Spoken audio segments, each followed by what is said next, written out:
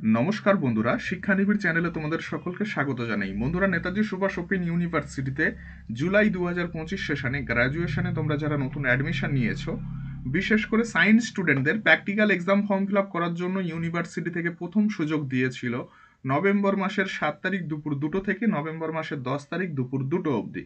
এবং যখন নোটিশ প্রকাশিত হয়েছিল তখন প্র্যাকটিক্যাল এক্সাম ফর্ম ফিল আপের নোটিশ আমরা বিস্তারিত আলোচনা করে দিয়েছিলাম। এবং practical exam form fill up যখন 7 তারিখ দুপুর 2টো থেকে শুরু হয়েছিল, কিভাবে practical exam form fill up করতে হবে সেটাও আমরা ভিডিওর মাধ্যমে তোমাদেরকে দেখিয়ে দিয়েছিলাম। কিন্তু এখন প্রশ্ন হলো, practical exam form fill up তোমরা অনেকেই করতে পারোনি। তোমরা প্রশ্ন করেছিলে যে প্র্যাকটিক্যাল এক্সাম ফর্ম ফিল আপের জন্য সেকেন্ড সুযোগ দেবে কিনা এই বিষয়ে। এবং আবার অনেকে প্রশ্ন করেছিলে যে practical exam form fill up করতে গিয়ে তোমাদের টাকা কেটে নিয়েছে ব্যাংক থেকে। অনেকের একবার টাকা কেটে নিয়েছে, পেমেন্ট পেন্ডিং থেকে গেছে, কিন্তু টাকাটা আপডেট হয়নি। অনেকে 2 থেকে 3 বার প্রয়াস করেছো পেমেন্ট করার জন্য, কিন্তু টাকাটা তাও আপডেট হয়নি। তো তোমাদেরকে কি করতে হবে সবকিছুই ভিডিওতে আমরা স্টেপ বাই স্টেপ জানাবো। তোমাদের প্রথম প্রশ্নের উত্তর আমরা বলে দিচ্ছি যে তোমাদের practical exam form fill up করার জন্য সেকেন্ড সুযোগ দেবে কিনা। তোমাদেরকে পরিষ্কারভাবে জানিয়ে রাখছি যে practical exam form fill up করার জন্য তোমরা অবশ্যই সেকেন্ড সুযোগ পাবে। এবং নোটিশ প্রকাশিত হলে আমাদের শিক্ষানিবিড় চ্যানেল থেকে তোমরা অবশ্যই আপডেট পেয়ে যাবে। তার জন্য চ্যানেলটা সাবস্ক্রাইব করে রাখবে, ঠিক আছে? এবার তোমাদের দ্বিতীয় প্রশ্নের উত্তর, যে practical exam form fill up করার সময় একবার টাকা কেটে নিয়েছে কিন্তু টাকাটা আপডেট হয়নি, কি করতে হবে, ঠিক আছে?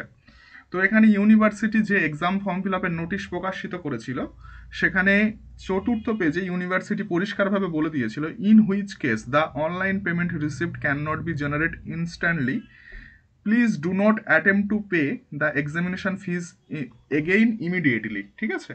মানে তোমাদেরকে ইউনিভার্সিটি বলছে যদি একবার টাকা কেটে নিয়ে থাকে তাহলে দ্বিতীয়বার আর ভুল করে পেমেন্ট করবে না।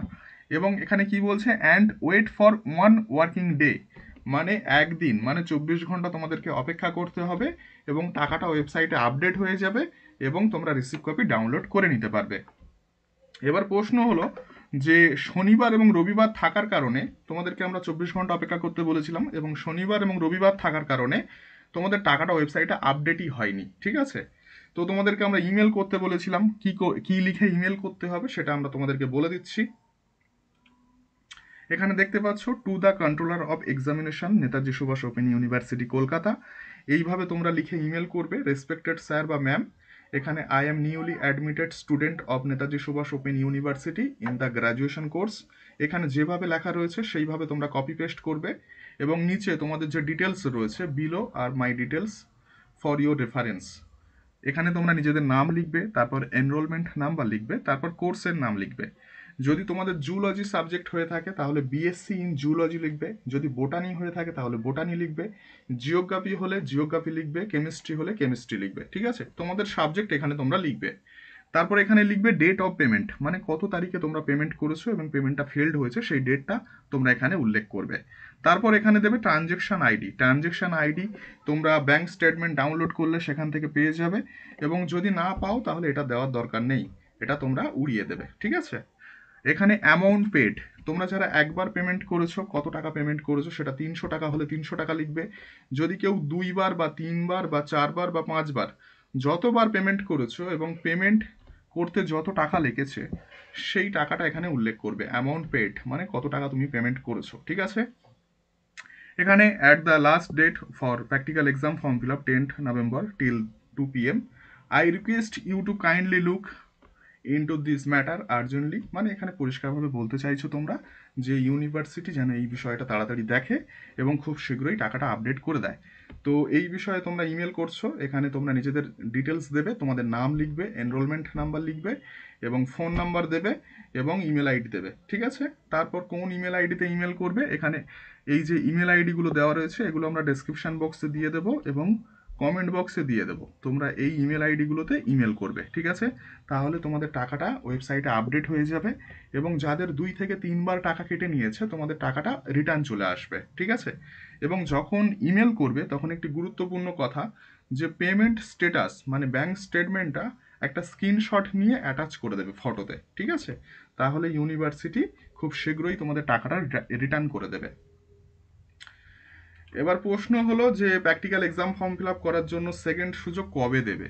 দেখো, practical exam form fill up করার জন্য সেকেন্ড সুযোগ কবে দেবে সেটা কেউ বলতে পারবে না, তবে হ্যাঁ নোটিশ অবশ্যই দেবে, সেকেন্ড সুযোগ অবশ্যই তোমরা পাবে। নোটিশ প্রকাশিত হলেই আমরা চ্যানেলে তোমাদেরকে জানিয়ে দেবো ভিডিওর মাধ্যমে। এবং তোমরা যারা প্র্যাকটিক্যাল এক্সামের যে সমস্যাগুলো হয়েছে সেই বিষয়ে তোমরা যদি ইউনিভার্সিটিতে কথা বলতে চাও, তাহলে ইউনিভার্সিটির হেল্পলাইন নাম্বার রয়েছে, ঠিক আছে? প্র্যাকটিক্যাল এক্সাম ডিপার্টমেন্টের হেল্পলাইন নাম্বার আমি বলে দিচ্ছি, তোমরা নোট করে নাও। 9830338974। আবারও বলছি, 9830338974। এই নাম্বারে তোমরা ফোন করে প্র্যাকটিক্যাল এক্সাম সম্পর্কিত তোমাদের যা কিছু প্রশ্ন রয়েছে তোমরা প্রশ্নগুলো করতে পারবে। এবং প্র্যাকটিক্যাল এক্সামের সেকেন্ড সুযোগ দেবে কিনা সেটাও তোমরা ফোন করে জেনে নিতে পারো, ওখান থেকেও জানিয়ে দেবে ইউনিভার্সিটি থেকে, ঠিক আছে? আর আমাদের চ্যানেলে অবশ্যই তোমাদেরকে জানানো হবে ভিডিওর মাধ্যমে নোটিশ প্রকাশিত হলে, এবং চ্যানেলে নতুন হয়ে থাকলে অবশ্যই সাবস্ক্রাইব করে নাও। এবং আশা করছি তোমাদের যে প্রশ্নগুলো ছিল যে প্র্যাকটিক্যাল এক্সামের সেকেন্ড সুযোগ দেবে কিনা বা টাকাটা আপডেট হবে কিনা, এই বিষয়ে আমরা তোমাদেরকে সঠিক তথ্য দিতে পেরেছি। ভিডিওটি এখানেই সমাপ্ত করলাম।